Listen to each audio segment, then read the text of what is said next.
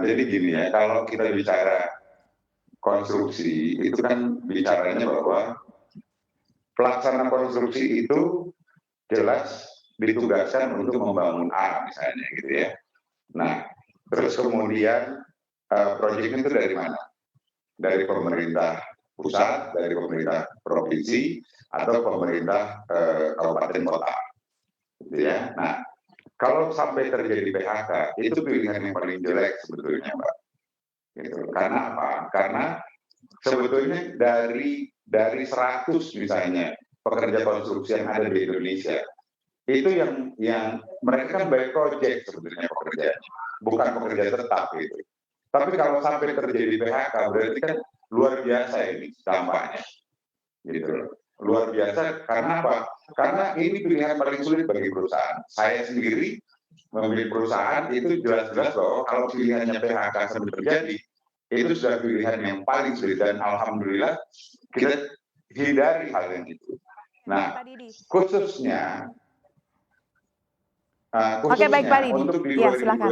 ya, khususnya untuk di tahun 2023, kita tahu Kak Bupati, Wali Kota, Gubernur, bahkan Presiden pun itu kan dipilih oleh partai politik, gitu ya. Nah, pasti orang-orang dari partai politik itu juga akan yang duluan akan mendapatkan kue lah kalau bahasa kita ya. Nah, terus kontraktor-kontraktor yang lain yang tidak berafiliasi misalnya kepada si kepala daerah A atau kepala daerah B gitu ya, itu gimana nasibnya? Belum lagi yang kita lihat sekarang ini kondisinya bahwa banyak sekali investasi asing di Indonesia itu juga membawa tenaga kerjanya dari luar ke Indonesia.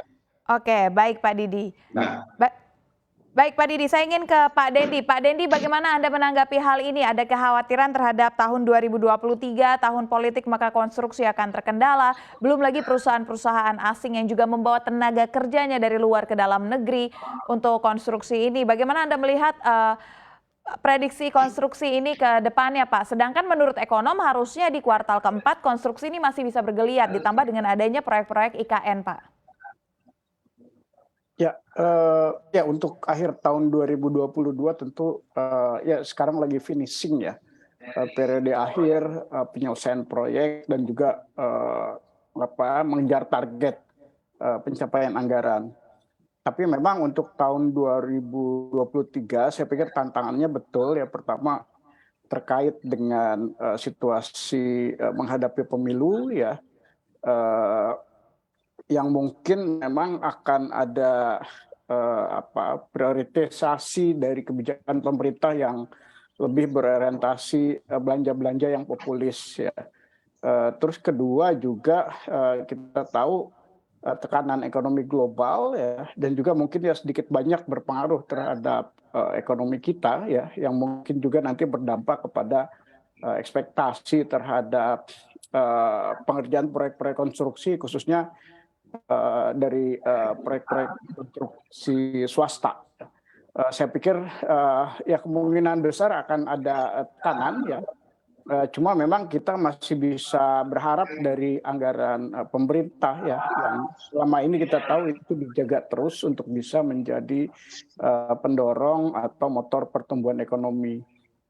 IKN memang ada, tapi sebetulnya ya anggarannya nggak terlalu banyak juga ya, baru 20 triliun untuk tahun depan. Jadi sebetulnya belum terlalu ngangkat.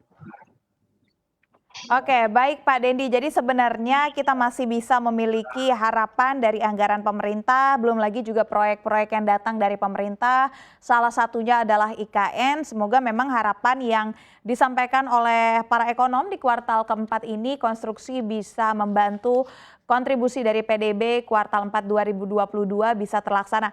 Saya ingin akhiri diskusi kami dengan pertanyaan terakhir untuk Pak Didi. Pak Didi tadi menyampaikan bahwa besar harapan agar bisa mendapatkan kontribusi lebih banyak lagi dari pemerintah. Memangnya insentif apa Pak yang diperlukan saat ini oleh sektor konstruksi, Pak?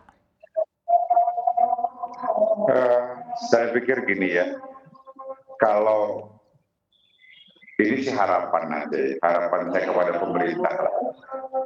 Karena pasti di tahun depan itu proses yang namanya like and dislike itu pasti akan terjadi.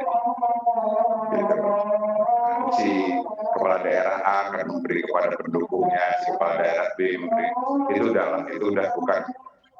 bukan cerita ini lagi lah. Gitu. Nah itu saya pikir adil aja lah gitu ya, supaya teman-teman juga jangan akhirnya terbelah lagi, apalagi gitu ya, karena udah capek kan kita dengan ribut-ribut politik ini, akhirnya larinya ke pekerjaan, terus akhirnya perlu juga Mbak ketahui bahwa 5 tahun terakhir ini jumlah kontraktor di Indonesia itu menurun drastis loh, gitu loh. Artinya dari kami sendiri yang tadinya punya 42.000 anggota, hari ini yang terdaftar di kami sudah bulan November ya, itu hanya sekitar 12.000. Berarti ada 30.000 anggota yang hilang. Gitu. Oke.